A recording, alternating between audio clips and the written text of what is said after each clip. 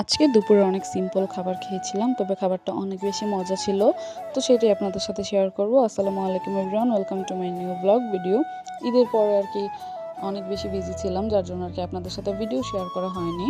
তো আজকে ভাবলাম কেননা আমার দুপুরবেলার খাবারটা আপনাদের সাথে শেয়ার করি। তো দুপুরে নিয়েছিলাম ভাত আর মাছ ভাজা, বেশি করে মশলা দিয়ে একদম কড়কড়া করে ভাজা করেছিল।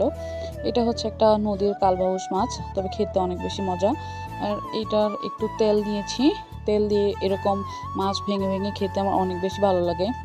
এই মাছটা অনেক বেশি মজা ছিল, একদম নদীর টাটকা ছিল। তো মাছ দিয়ে খাওয়া শেষ করে নিয়েছি গরুর মাংস।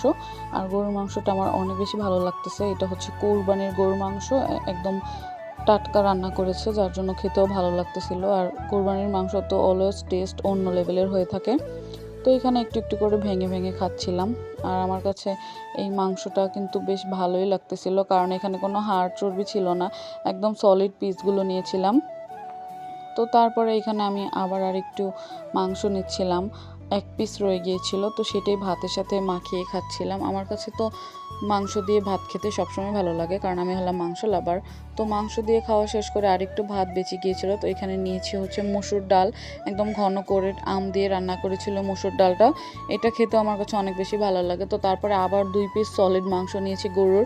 আসলে মাংস দিয়ে এইভাবে ডাল দিয়ে কিন্তু মেখে মেখে খেতে অনেক বেশি মজা লাগে। তো তারপর এখান থেকে একটু একটু করে মাংস ছিঁড়ে ছিঁড়ে আমি ভাতের সাথে অ্যাড করে খাচ্ছিলাম। আসলে ডালের স্বাদটা অন্যরকম ছিল। ডাল দিয়ে মাংস দিয়ে এইভাবে খেতে আমার অনেক বেশি ভালো লাগে, আবার মাছ নিয়েও খেতে ভালো লাগে। সবসময় আমি এইভাবে ডাল দিয়ে মাংস দিয়ে খেতে পছন্দ করি। তো যাই হোক, দুপুরের খাবারটা আলহামদুলিল্লাহ বেশ ভালোই লেগেছে আজকে। আপনাদের কাছে কেমন লেগেছে অবশ্যই কমেন্ট করে জানাবেন। তো তারপরে দেখেন, নিজে আজকে ভাবলাম থাই স্যুপ বানাবো। ইউটিউবে একটা ভিডিও দেখেছিলাম, তো সেটা দেখে মনে হলো যে ঘরে সব ইনগ্রেডিয়েন্ট আছে, কেননা আমিও ট্রাই করি থাই স্যুপ। তো আমি আপুর কাছ থেকে অনেকবার দেখেছি কীভাবে বানাতে হয়।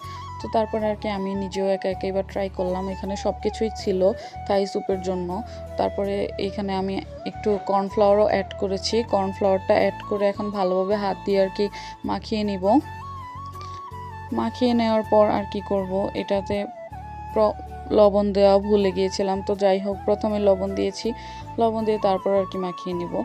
তো এটাকে ভালোভাবে মাখাতে হবে, কুসুমটা যাতে বেশ ভালোভাবে সব ইনগ্রেডিয়েন্টের সাথে মিশে যায়। আর এই থাই স্যুপে কিন্তু আস্ত ডিম দেওয়া যায় না, ডিমের কুসুমই দিতে হয়। তো তারপরে আমি আরেকটু 1 বাটি পানি দিয়ে দিয়েছি। এখন শুধু জাল করতে বসিয়ে দেবো চুলাতে।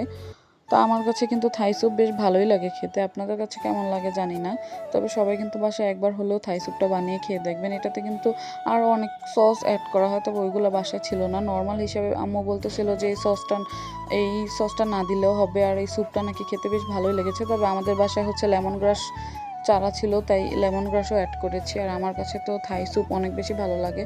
শরীরটা জানি কেমন লাগতেছিল, তো একটু থাই স্যুপ বানিয়ে নিয়েছি। আর আমার কাছে এই স্যুপটা অনেক বেশি পছন্দ। আপনারা কে কে খেয়েছেন অবশ্যই কিন্তু কমেন্ট করে জানাবেন। আর একবার হলেও বাসায় বানিয়ে সবাইকে খাওয়াবেন, দেখবেন যে সবাই আপনার ফ্যান হয়ে যাবে। তো এখানে অলমোস্ট হয়েই গিয়েছিল। এখানে আদা কুচিও দিয়েছিলাম। আমার কাছে এই স্যুপের মধ্যে আদা কুচিটা খেতে বেশ ভালো লাগে। তো আমার স্যুপ অলরেডি রান্না করা শেষ, অনেক বেশি ঘন হয়ে গিয়েছে। তো তারপরে বাটিতে নিয়েছি। আর এই যে দেখেন কি পরিমাণ চিকেন ছিল।